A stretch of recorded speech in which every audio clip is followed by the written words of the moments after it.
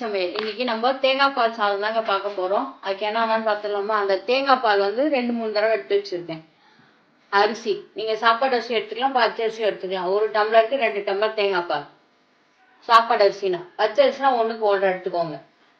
எண்ணெய், தாளிக்கிறதுக்கு பட்டை, கிராம்பு, சோம்பு, உப்பு, பூண்டு, பச்சை மிளகாய். குக்கர்ல எண்ணெய் ஊற்றிக்கோங்க.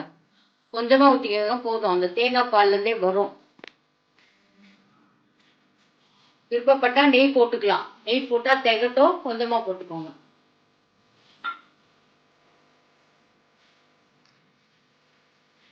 எண்ணெய் காஞ்சோடனே தாளிக்கிறதுக்கு சொன்ன பாருங்க, பட்டை, கிராம்பு, சோம்பு எல்லாம் போட்டுக்கோங்க.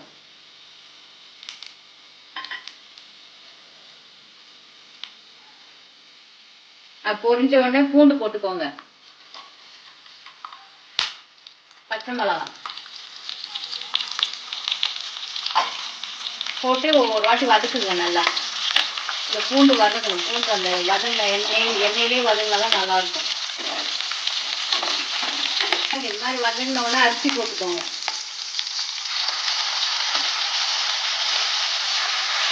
இந்த எண்ணெயெல்லாம் தண்ணியெல்லாம் இந்த இடிச்சு போடுங்க. அப்படியே கலக்குங்க. இந்த தண்ணி வந்து அப்படியே இதாகும்.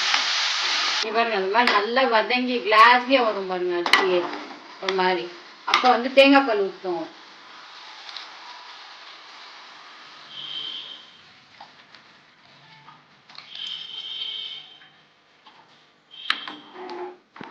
ஊற்றி கலந்து விட்டுட்டு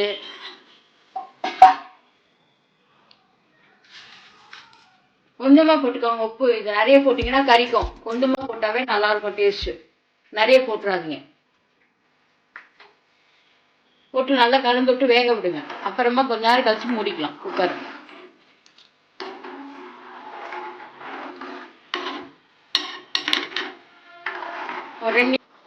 இங்க பாருங்க, சாதம் இப்படி கொதிச்சு கொஞ்சம் திக்கா வந்தவொடனே மூடி போட்டு மூடிக்கலாம்.